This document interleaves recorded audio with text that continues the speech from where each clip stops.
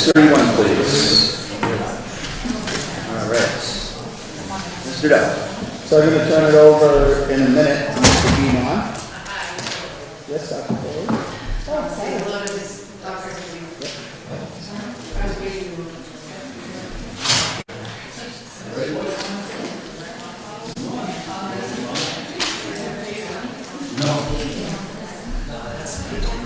So at our last school committee meeting, we had the Student Advisory Council from Quaboag, who presents on a monthly basis. And we have our elementary students that present on a monthly basis as well.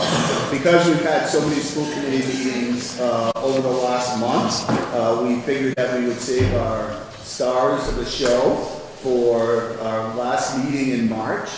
So Mr. Guimond, if you want to introduce Nick and Grayson, that would be wonderful. Well, they practiced all day today, so I'm going to let them introduce themselves. I don't want to steal their thunder, so. My name's Nick. No, good evening. Good evening. Good evening. My name's Nick LeClaire, and my name's Grayson Flynn. Both of our students, these are both 6th grade students from Warren, and they have volunteered kindly to come and present what are the happenings in the elementary schools over the last month. Okay. 5th grade students at WBES enjoyed a presentation by the Quaboag Sportsman Club and the Lions Club. Students had a chance to meet 3 raptors. Students will follow up the visit with writing projects and science work. 100 days of school GG hunt. Students went on a hunt around the school, locating numbers 1 through 100 hidden around the school by SC Math champion Miss Moberg. This was a fun activity that all students in all grades enjoyed participating in.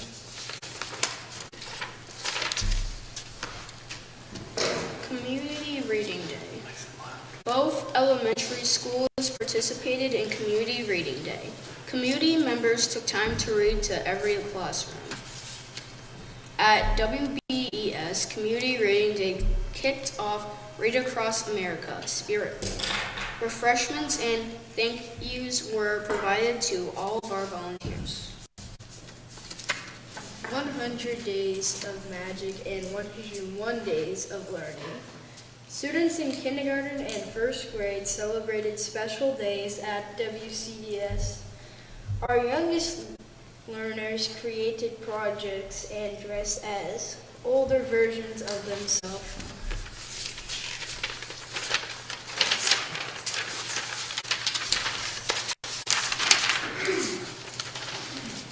To celebrate 100 days of school, 1st grade students celebrated 101 days of school by having the option to dress like a Dalmatian, completing 101 challenges and completing activities based around the number 101. Winter fun. Students at every grade level had a... He's not focused.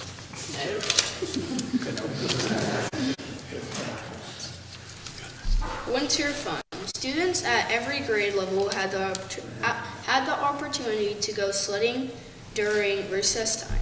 We all had so much fun. Mr. Duff saved Mrs. Goudreau from bodily harm.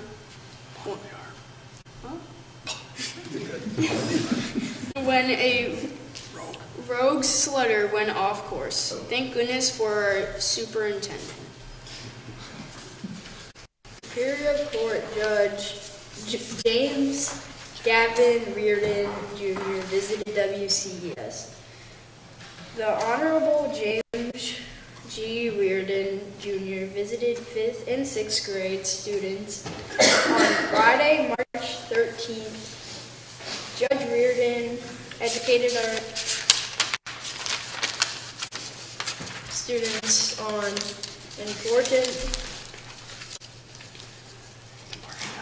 impartiality, fairness, and civics. The interactive presentation gave our students an opportunity to learn about our justice system and ask important questions. Booster Farm Fun Run. WCS had their fun run on March 11th. This wrapped up 2 weeks of learning and adventures. Our school raised over $20,000. Thank you so much to everyone who contributed. Now we get to turn Mr. G into a Sunday. A Sunday. A Sunday. Oh, what is that? You can't come. We'll let you.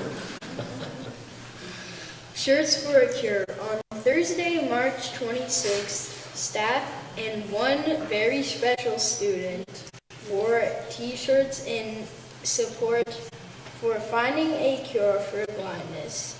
The company Two Blind Brothers, from which the shirts were ordered, donated 100% of the profits to finding a cure after being diagnosed with Stargardt's disease.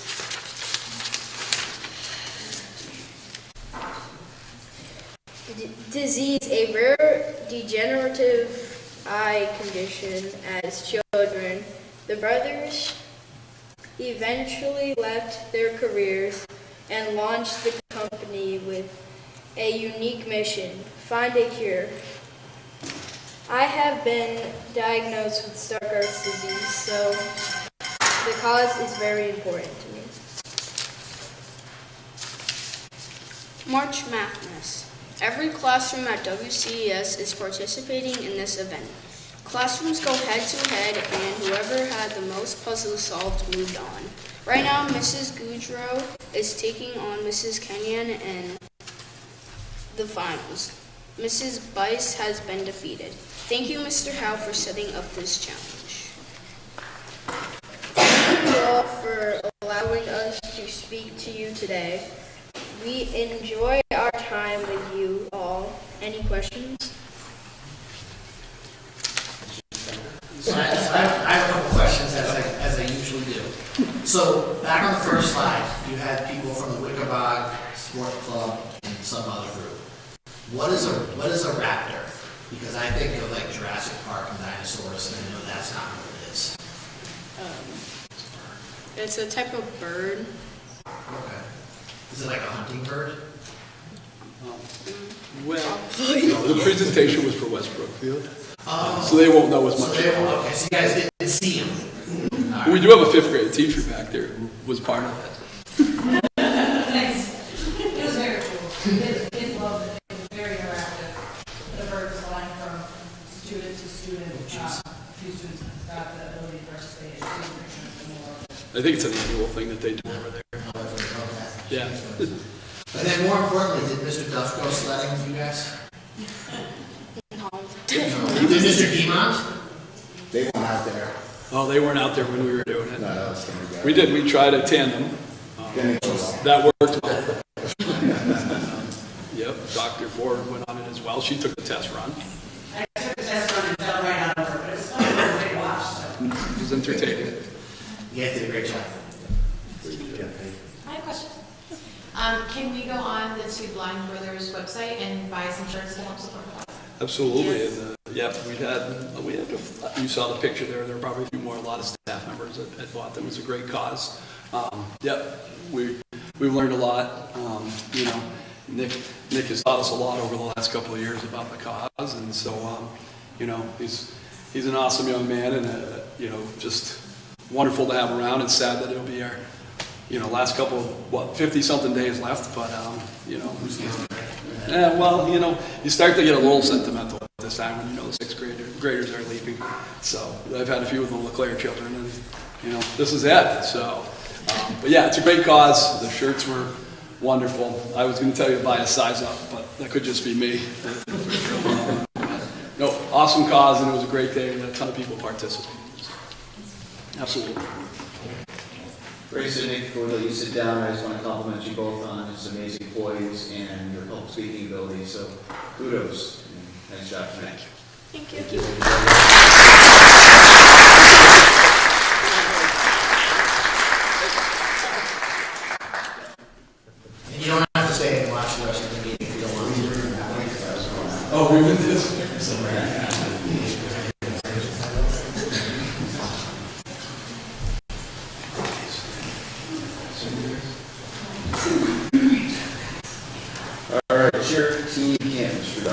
Sure. So we have Jenny Agnews today, who's our varsity cheer coach. I talk about this all the time. When I first came to Quaboag, we had 2 cheerleaders sitting on the sideline in a pair of jeans. And now we have one of the most competitive cheer teams in Southern Worcester County. We must have close to 25 girls between varsity and JV. The program has expanded significantly.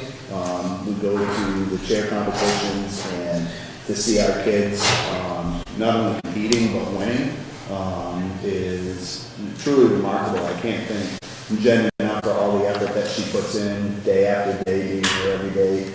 Her scheduled times get shifted around based upon what's going on with sports, because they do need a gym, because they do all sorts of crazy aerial stuff that whenever I saw it, I was like, oh, those are our kids. Unbelievable, the athletes that you have on your team, the commitment that they have to the program, and the commitment that you bring here, which you're going to ask permission for tonight, only helps our students become better at what they're doing, whether it's in the classroom, on the mat, or just being role models in our school community. So I want to start off by thanking you before you ask for permission to go somewhere. Because one of the things that hardly ever gets recognized are the people who are supporting all of our student athletes, which is your cheer team. So congratulations on a job well done. Thank you. Like Steve said, I'm the varsity cheer coach. I'm going into my 7th year coaching varsity cheer.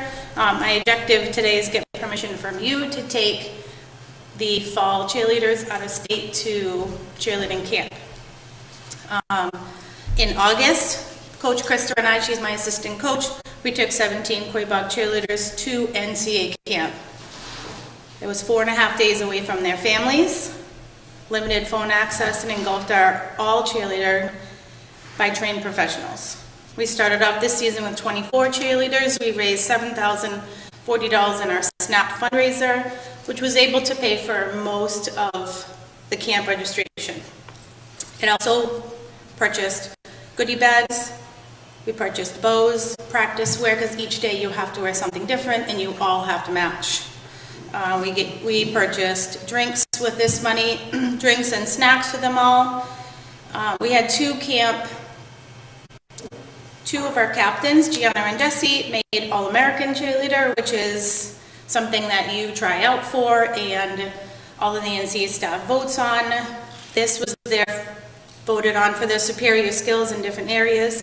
Gianna was also she was nominated as the Pin It Forward cheerleader, which was recognized as her leadership, kindness, and true team spirit as athletes that spread positivity. She also received an application to be an NCA camp instructor, which they go around the country and host and run camps and teach youth cheerleaders all about cheerleading. My team also won the Herky Award, which is the highest honor of the team that can achieve. At NCA camp, they were recognized as the team that truly embodies the organization's core value of leadership, unity, and sportsmanship. Not only did we win this award, we were invited to perform at ESPN at the halftime show, as everyone knows, the Herky Bowl in December. We were able to get to know all of the cheerleaders in a short amount of time. We bonded as a team. We had an amazing time. But this year, it's at a different location. It's at Salve Regina in Newport, Rhode Island. I can't take my cheerleaders out of state without your permission. In the fall, I'm expecting a record number. I already have 27 cheerleaders signed up for fall for both teams. We plan to do more fundraising, and I also have 2 additional coaches that have volunteered their time to come with us. I just need your permission to take these cheerleaders to camp. So that's my hope today. That's some questions. Sure. When is it? What are the dates? So the dates are July 30th to August 1st. We will travel down there. A lot of parents like to go. They like to see where their children are going. It's at Salve Regina in Newport, Rhode Island. So we'll stay on the campus in the dorm rooms. Last year there was about 280 cheerleaders there from all over the country, all over the place. And this year, they're expecting more. So we'll stay in the dorms, eat college dorm food, as they call it, and then just perform, learn a lot of skills, a lot of the newest and greatest skills, and also bond as a team. It was a great experience. And you'll get to see Taylor Swift's wedding. Is that when it's around there? No, I'm not a Swiftie, so I wouldn't know. Apparently, Mr. Lindley. Clearly you are. Clearly you are.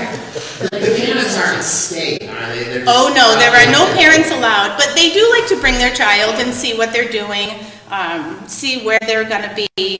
Last year, I took a few cheerleaders that parents weren't able to go. I did take the school van down to bring them, and we make a fun game out of it, like we pick out of a hat who's gonna be, and I put all their names in a balloon, and then they pop the balloon, and they have to match the colors to find out who they're rooming with. Normally I put like the older girls with the older girls, the younger girls. Sometimes I mix it up if some of the younger girls want to be with one of the older girls because they feel more comfortable. But yeah, last year we had 17 cheerleaders, and we had such a great time. And we'd like to go again, but I can't go out of state this year. So I was informed by Mr. Bouchard, you have to go to the school committee, so here I am. Any other questions? I'll make the motion go on. Thank you, Mr. Langley. Second. Mr. Schranker, second. Any other further questions or discussions? All in favor? Opposed? Abstentions? Thank you. Have a great time. Thanks. Nice to have you. I heard. I hope they have good food. All right, for And the air cheerleading. conditioning. Cheerleading to NEAS. So we do have our NEAS visit coming up April 8th and 9th. I did send an email out to the committee. We're looking for a couple committee members who might be able to commit to either, on April 8th from either 11:15 to 12 o'clock or 12:45 to 1:15. I'll send out another email after the meeting today to the committee, but we're looking, if at all possible, for 2 committee meeting members to come in and meet with the NEAS committee so that they can talk to you about things that are going on at the school. Okay, just the 8th. On April 8th, yep. You can, or is that? Wait and see. So I'll send an email out tonight regarding that. Thank you. All right, superintendent's reports. So, first off, we've had several meetings with the town of West Brookfield and with the town of Warren, with the select board, with the advisory board, with the finance committee. We've met with town administrator Kowski. I've met with town administrator Ferrer for the town of Warren. As you know, as we were starting this budget process back in November, as the numbers from the state, as they came out, the state isn't adequately funding education. This isn't new. This is something that we've talked about for a long period of time. We did have an increase in Chapter 70 funding, which is the money that we use to help operate our school budget. We had an increase of $76,000 from FY26 to FY27. That's the governor's version. I will tell you that what they will say is that the governor's version is dead on arrival. That goes to the House of Representatives and then it goes to the Senate. So that budget may shift a little bit, but it's not going to be a big shift. It'll probably be a slight increase, if anything. When we did meet with the advisory board in West Brookfield, our first meeting, the advisory board in West Brookfield, they had an increase of $302,000 in their minimum required contribution, plus another $200,000 in transportation. The advisory board did want to give us a heads up in advance that they were very concerned that they wouldn't even be able to meet the locally required contribution. When we came back to the budget subcommittee and reported that back, it was a deficit of $2.65 million that we would have to cut out of our school budget, just based upon the minimum local contribution that West Brookfield was talking about. We did have another meeting. The Board of Selectmen had a meeting last Thursday where the town of West Brookfield is looking to do an override, and the original override amount was somewhere in the neighborhood of $1.125 million, and that was to meet their required contribution so that they could at least get to the minimum piece of it. They also voted on Thursday to put a second article on that ballot for an additional, or for $1.6 million, which would be the level service amount that the school district would need to keep potentially keep West Brookfield open next year. The reason I say potentially keep West Brookfield open next year is because we did meet with the Warren Finance Committee as well, and when we went over the different versions of the budget with the Warren Finance Committee, and I think Mr. Capo, I know that you were there at the West Brookfield Select Board meeting, when we put the number, the level service budget number of $2.65 million as one of our versions, Warren had indicated that they would not be able to meet that number. So that's where we ended with that. And once again, Mr. Capaco, thank you for going Thursday night. That was helpful. So with those two meetings, we brought it back to the school committee. The school committee will vote to approve a budget tonight. I know that Ms. Gonzalez will go through the budget presentation or where we're at right now. When we do vote a budget, and Nikki will tell you, and I'll tell you that the budget can only go down, it can't go up. So it would be our recommendation when we get to vote on the budget that we start as high as we possibly can to match what West Brookfield is offering, or what they may potentially offer. So Nikki spoke with Town Administrator Coffey again today. We've been in contact with the Finance Committee and the town administrators on a regular basis throughout this entire process. So I just want to let you know that these meetings are ongoing and will continue to be ongoing, and hopefully we'll be able to approve a budget that that will be helpful and at the end of the day benefit our students and our towns. MSBA application status. So as you know, we do have an MSBA project that we have been approved to do at West Brookfield Elementary School. We have been in conversations with the advisory board in West Brookfield. We had conversations with Teresa Kofsky. We need to make a decision by April 17th whether we're going to move forward with this project or not. The project, in best estimate, is going to be between $1.5 and $2 million to do the doors and windows. The MSBA will reimburse the town 61% of that, but in order for the town to be reimbursed, they have to make all of the payments, their other 39% plus $150,000 for a schematic design of the building, which they would get 61% reimbursement on that. But that building needs to stay open as a school. If it ever closed, then the town of West Brookfield would be responsible to pay back 100% of that project. So given the current financial situation in West Brookfield, we will hear what their opinion is. I think that we do need doors and windows very badly, but I don't know if it's the right time to take a bite out of that apple, only because of the financial situation they are in. The WDES playground, I want to thank the WDES PTO. They've done a tremendous job of securing funds. We purchased playground equipment with the funds that they had last year. There was a lot of talk about whether we would put the playground grade mulch down or whether it would be a foam mat all the way through. The foam is very expensive. We were able to get 3 additional quotes to that. The lowest quote was for $46,695 just to put the rubberized mat down.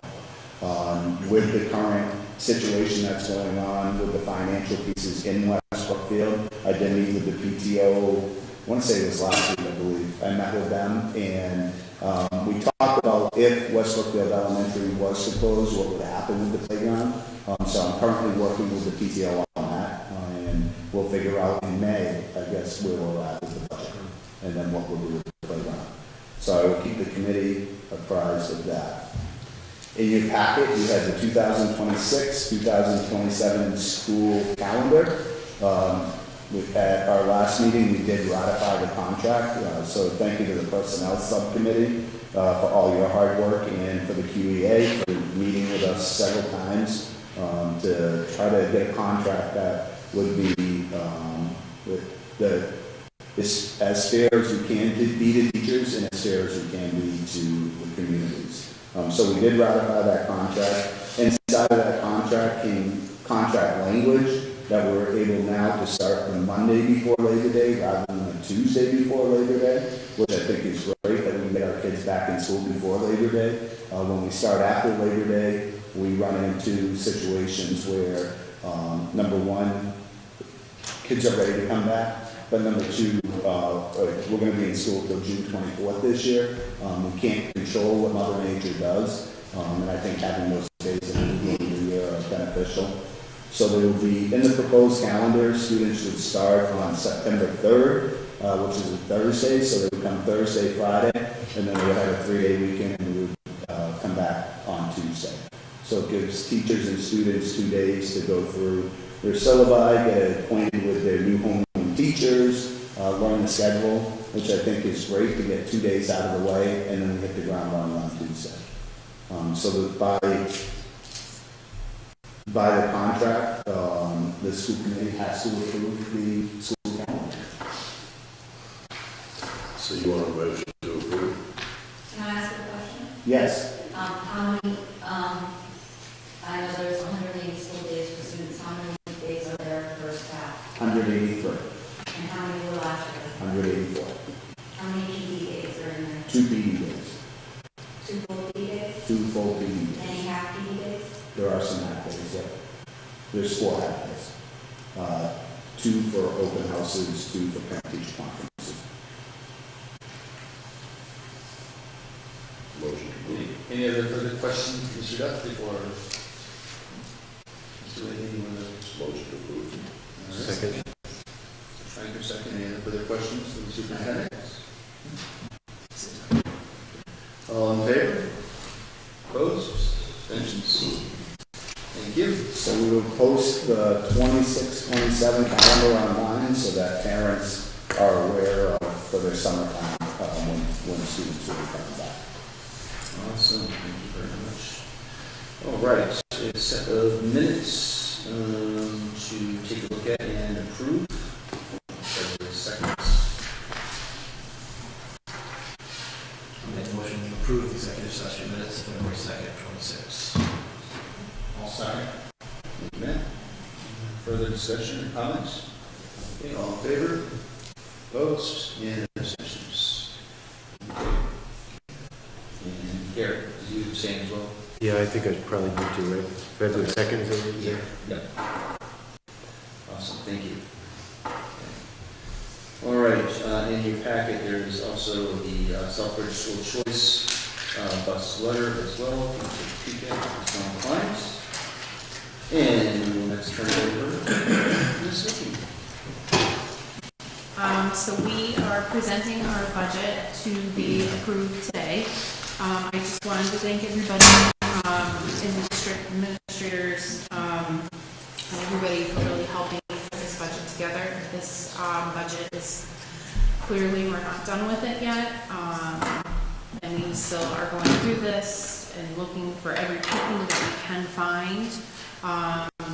However, in light of what is going on in West Brookfield with the town vote, we are presenting the level service budget for approval for tonight. This budget is the one that was the first option. It is an operating and capital budget of $24,190,847. This has a total operating assessment of just shy of $12 million. We are aware that, as Mr. Duff said, the conversations that we've had with West Brookfield and Warren, that there are still challenges to this budget. However, this is what we are presenting today. We are still also awaiting state funding changes potentially as well. So this is what we're presenting. Are there any questions for me? Just so that everybody, all parents in here know that this budget reflects a level service budget, which means everything stays the same next year as it is this year. That's what level service means.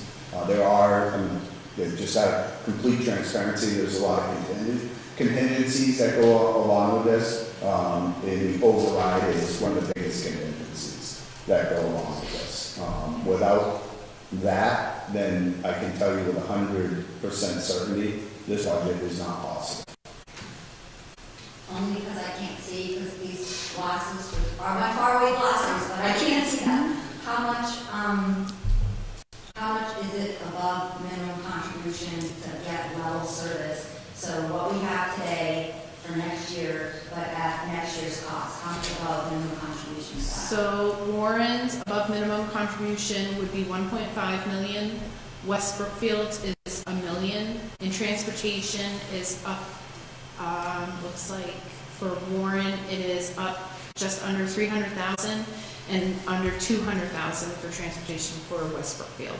Is that, so do I add that to the first number we gave? Yep, so the above minimum for Warren would be roughly about 1.6 million, and the above minimum for West Brookfield would be roughly about 1.7 million. Thank you.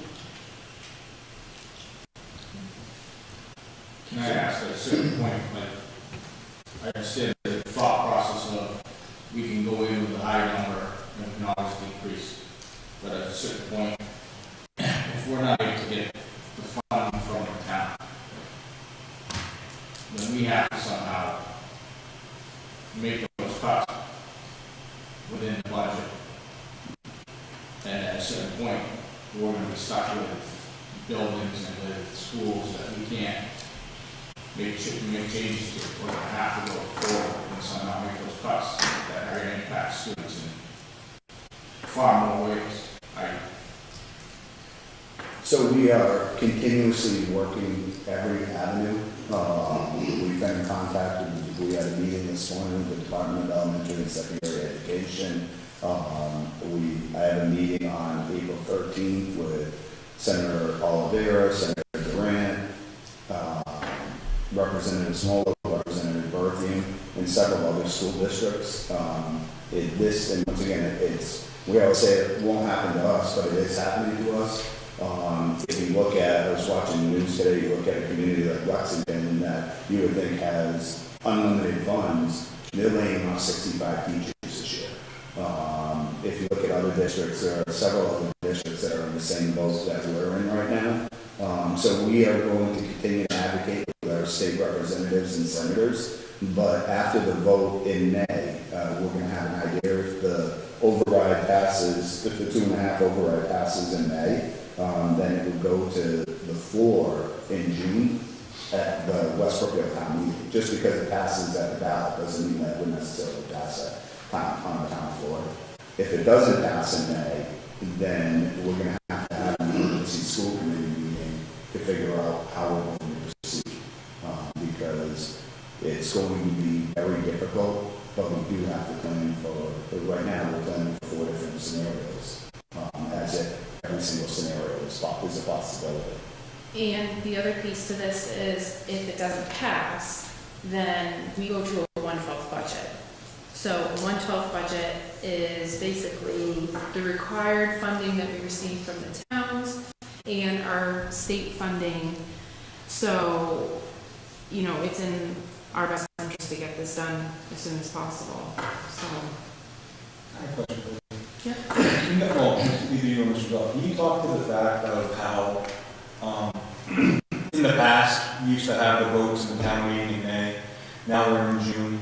How does that move really affect what we have to do here? Because, if I remember correctly, there's a deadline of June 15th from a teacher perspective or employee perspective if there's no budget and layoffs and like that. So can you explain how that move is affecting this process this year? Yep. So by law, we are required to have notification out for non-renewals and things like that by June 15th. There's also something they do here about, and Mr. Duck can speak this a little bit more, but placement by June 1st. So by not having those budgets approved, anything we send out is contingent upon that. So it makes it difficult because we're waiting. When we did this last year, it was literally we were sending letters out on the 15th. So it does make it incredibly challenging, and depending on what budget ends up passing, you know, time is of the essence here on both sides. And unfortunately, we have to wait until May to know what is gonna happen in West Brookfield, so that makes it challenging. Do we have the dates of the town meetings? They are the 9th and the 11th. Don't ask me which town is which. Probably And- West Brookfield the 9th and Warren the 11th. I think so, yes, something like that. So realistically, it gives us maybe 4 days. Yes, but we And- have talked internally, and we will be prepared much earlier than that. And I just want to make a statement that I was at the town meeting when the town selectmen decided to make the meeting later in the year, later in June, and the townspeople that showed up to that meeting did vote to make it later. No, 100%. But I just think it's a piece of the puzzle that people need Yep. to understand. That's why I brought it up. Yep. Can I ask for a clarification? You mentioned at the beginning of the meeting, the fact that the meetings with both towns, West Brookfield stance, I think we're well aware. Warren stance with level service budget. No. They're not in favor of that from the town perspective. They're not sure they can make that either. They had indicated that they would need an override in order to make that number work.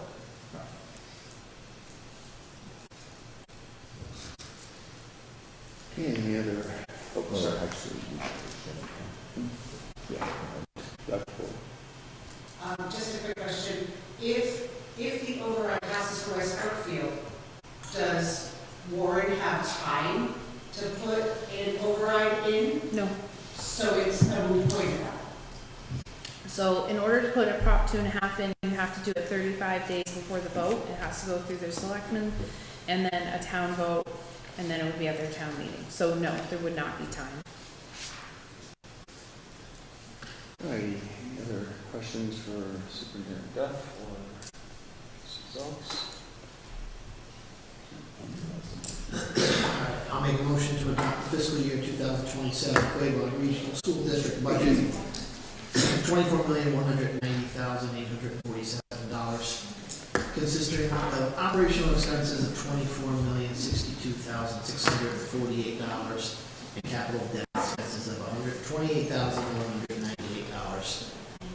And to fund the proposed budget with a total assessment to the town of Warren consisting of $5,987,442 for operational expenses and $128,198 for debt expenses, for a total assessment of $6,115,640. Then an assessment to the town of West Brookfield consisting of $5,953,840 for operational expenses and $0 for debt expenses, for a total assessment of $5,953,840. And the changes made in state aid and spending requirements may result in changes being made to the assessments to each community. Thank you, Andrew. Thank you, Mr. Levine, for a second. Any further discussion?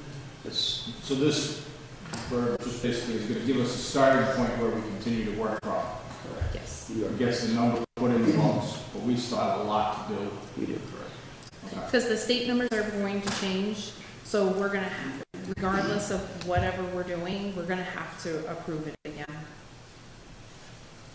Change Andrew has to When the state read. numbers change, I don't know when they're coming out, The so. House numbers are supposed to be out within the next week or so, and then it'll go to the Senate, and then it'll go to the joint committee, and then last year, I don't think we got the numbers till almost June, to be honest with you, the final numbers.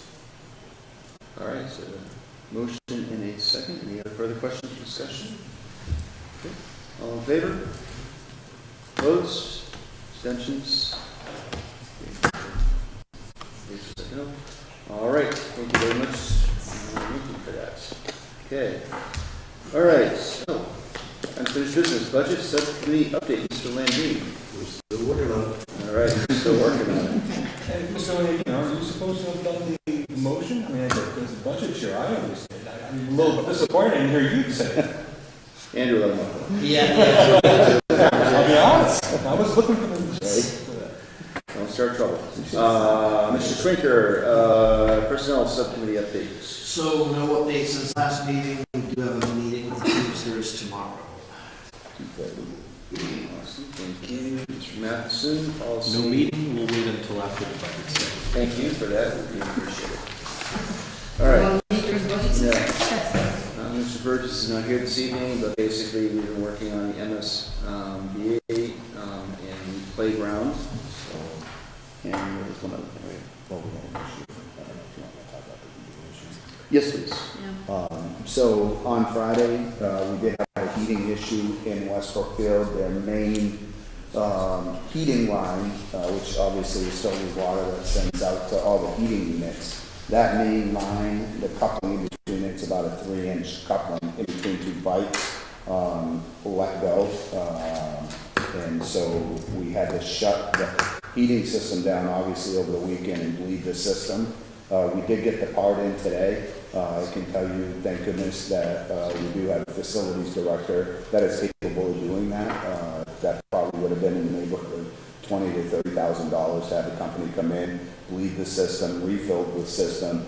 Then you have to chase back to every ventilator in the building to make sure that we have the right amount of compression. I don't know how I know about this now, but I do.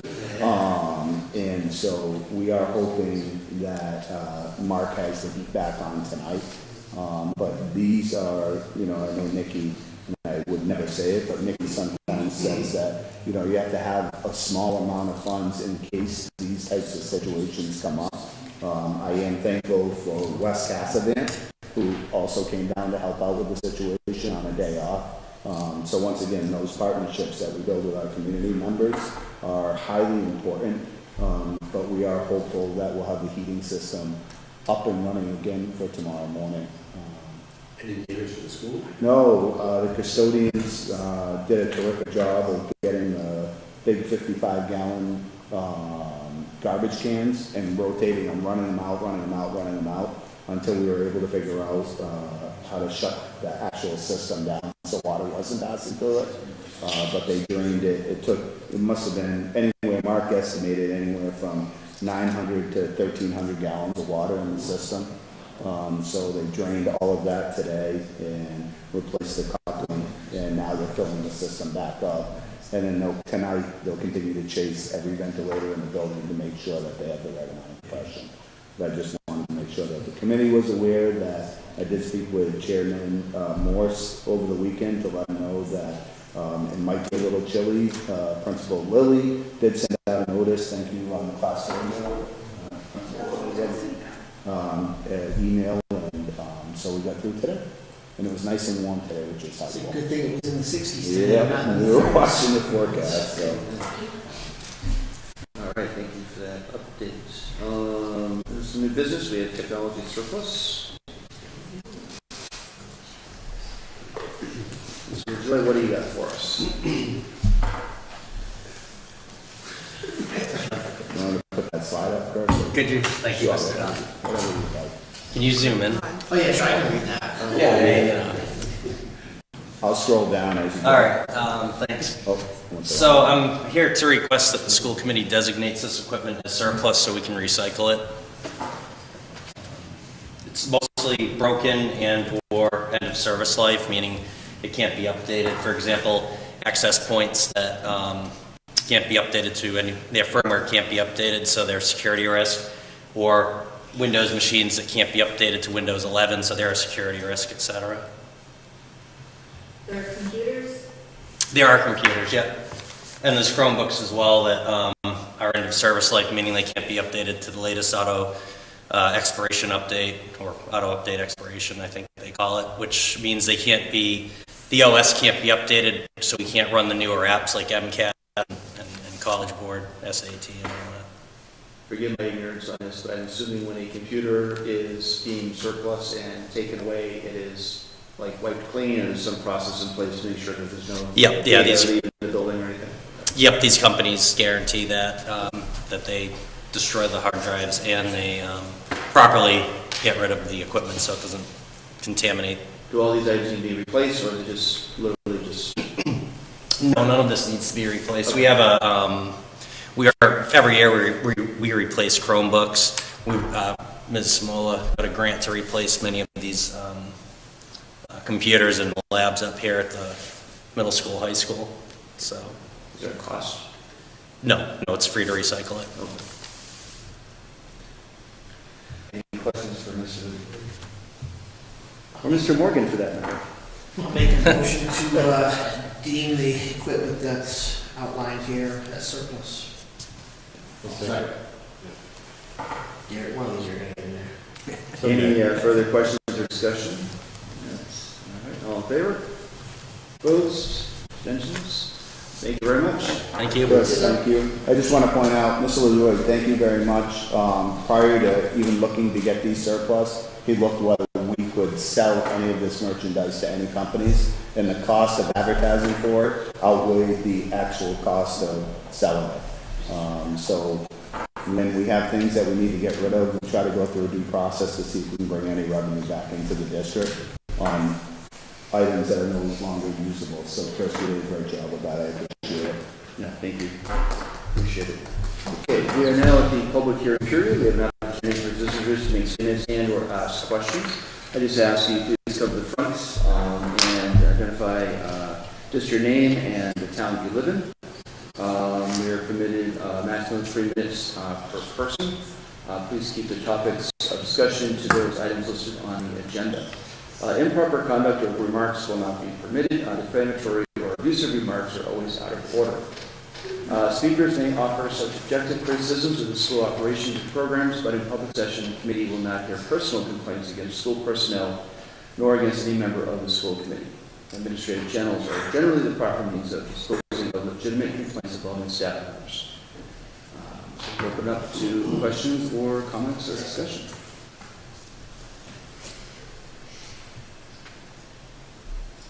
Good. All right. Having heard none. All right. I'll entertain a motion, well, I'll make a motion to go into executive session pursuant to Mass General Law, Chapter 38, Section 21, to discuss the fiscal year 27 budget. Executive session will consist of members of the school committee, Ms. Courtney, Ms. Gonzalez, Superintendent Duff. The committee will reconvene in open session for adjournment. Okay.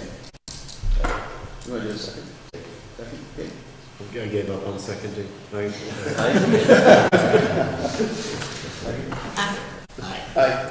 Aye. Thank you.